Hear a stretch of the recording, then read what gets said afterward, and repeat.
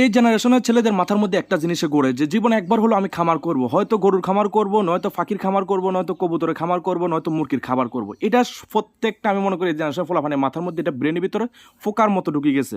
এটা বাস্তব। হ্যাঁ, তবে হ্যাঁ, তার মধ্যে কিছু ধারণা আছে বা ভিন্ন আছে যে যে যে ট্রেনই ভাল লাগে, যার যেটা ভাল লাগে। যেমন আমার কাছে ভাল লাগছে মুরগি সেক্টরটা, যার কারণে আমি বিদেশি মুরগি নিয়ে আমি খামার করছি। কেউ ভাল লাগে যে আমি ফ্যান্সি কমার্শিয়াল জাতীয় কবুতর নিয়ে কাজ করব, কেউ ভাবে যে আমি বাইরে যে ইনপুট করা ফাঁকিগুলো আছে এগুলো নিয়ে কাজ করব, আবার কেউ ভাবে যে আমি যত টাকার সংখ্যা বড় আছে তাহলে আমি একটা বড় করে একটা ফার্ম দিব, যেমন গরু, ভেড়া, তারপর ছাগল, তারপরে হচ্ছে আপনার ইত্যাদি এগুলো নিয়ে। তো আমার শখটা ছিল ভিন্ন রকমের, আমি করব মুরগি নিয়ে খামার। আলহামদুলিল্লাহ অবশেষে মুরগির খামারটা করতে পারছি এবং কি ফালার বিষয়টা জানাটাই খুব প্রয়োজন। তো আজকে যে মুরগিগুলো দেখতে পাচ্ছেন এটা হচ্ছে ব্রাহ্মা মুরগি, ওয়ার্ল্ডের মধ্যে সবচেয়ে বড়।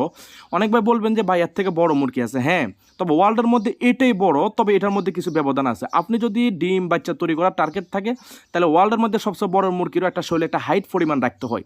আর যদি আপনি বলেন যে না আমি মাংসের জন্য খাবো, তাহলে আপনি ব্রয়লার মুরগি খাওয়ান, ব্রয়লার মুরগির যে খাবারটা আছে পোলট্রি ওটা খাওয়ান, দেখবেন এক একটা ব্রাহ্মা 10 থেকে 12 কেজি অনায়াসে বাংলাদেশে করতে পারবেন। তার মধ্যে যদি হয় এই জাতীয় মুরগি ফাইয়ের মধ্যে পশম ভাগের মতো হাঁটে, এই জাতীয় মুরগি যদি হয় এক একটা 10 কেজি 12 কেজি, তাহলে বুঝুন তো তার অবস্থানটা কোথায় যাবে বা তাকে দেখতে কতটা লাগবে। অতএব এই মুরগিটা যারা বলেন যে ওয়ার্ল্ডের মধ্যে আমরা বড় শুনছি দেখছি কিন্তু আপনারা কেন বড় করেন না, ভাই আমরা তো মূলত ডিম বাচ্চা তৈরি করে বিক্রি করতে হয়, তার কারণে এই সাইজ রাখি। তবে আপনারা যদি মাংসের জন্য তৈরি করতে চান এটা খাওয়াই এই সাইজ বড় করতে